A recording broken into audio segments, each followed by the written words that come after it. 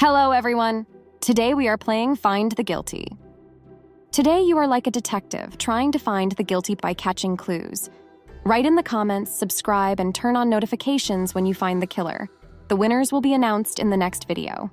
Let's get started. Jonathan Hargrave, a famous writer, is found dead in his own mansion. This mysterious death, which occurred in a closed room without any sign of forced entry, immediately attracts attention. Detective Alex Mercer is assigned to solve the case. You have been invited as the detective's assistant and must find clues to find the killer. In a secret compartment of Jonathan's desk, an unsent letter to Elizabeth is found.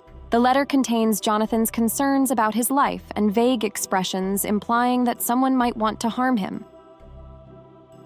In the room where Jonathan was found dead, the antique clock had stopped a few hours before the time of death. However, it is understood that the clock mechanism was deliberately tampered with. Leaves from a rare and highly poisonous plant in the garden are missing. The poison of the plant has the power to rapidly incapacitate a person. Around the mansion, a shattered cell phone believed to belong to Jonathan is found. The last messages recovered from the phone's memory indicate that Jonathan was being threatened. Jonathan's personal finance records reveal that he has lost a significant amount of money in recent months, and as a result, owes large debts to some individuals. The mansion is filled with secret passages from ancient times. Shortly before Jonathan's death, traces indicating the use of one of these passages are found.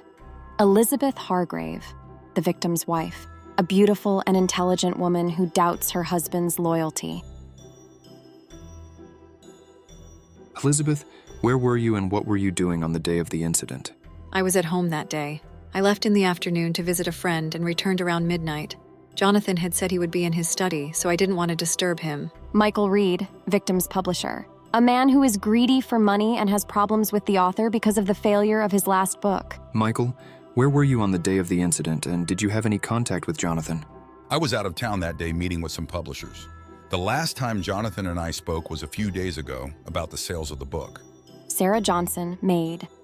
A woman who works in the mansion who sees and hears everything but remains silent. Sarah, what happened at the mansion on the day of the incident? Did you notice anything? Sir, I made dinner and left early. He said Mr. Jonathan would be working. I didn't notice anything. Thomas Green, the neighbor.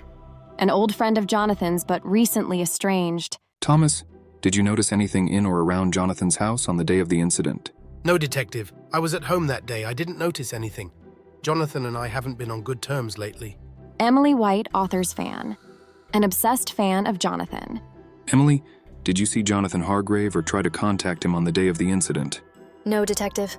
I admire Jonathan very much, but I had no contact with him that day. I was at home reading his books. Can you use these clues to find out who the guilty is? Write in the comments when you find the answer.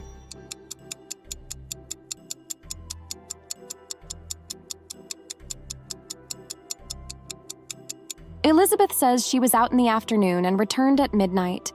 This weakens her excuse because she claims she wasn't at the mansion during the time frame of the incident.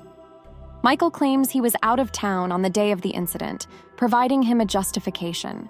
However, having argued with Jonathan a few days before the event indicates a possible motive.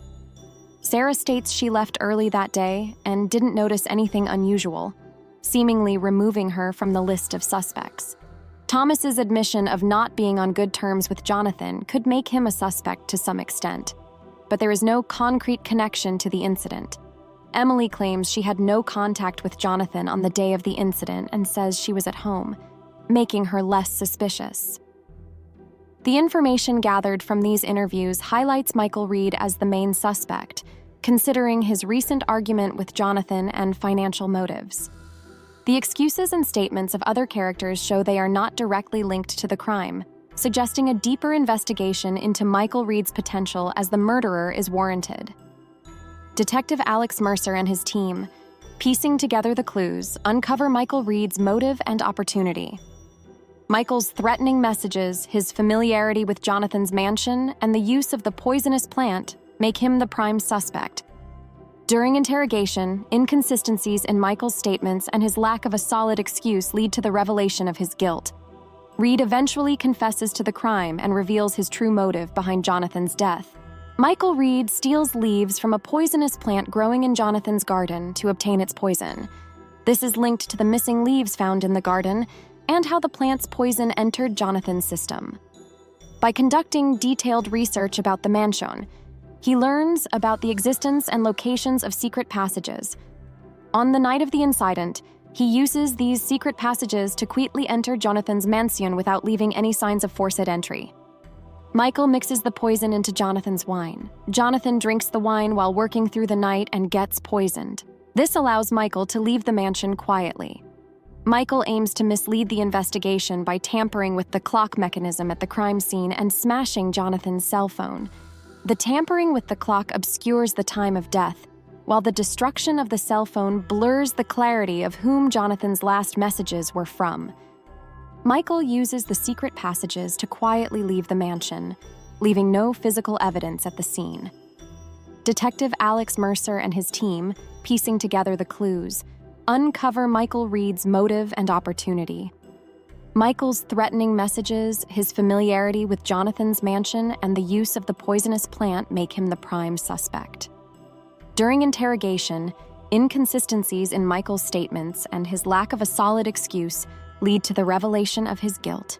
Reed eventually confesses to the crime and reveals his true motive behind Jonathan's death.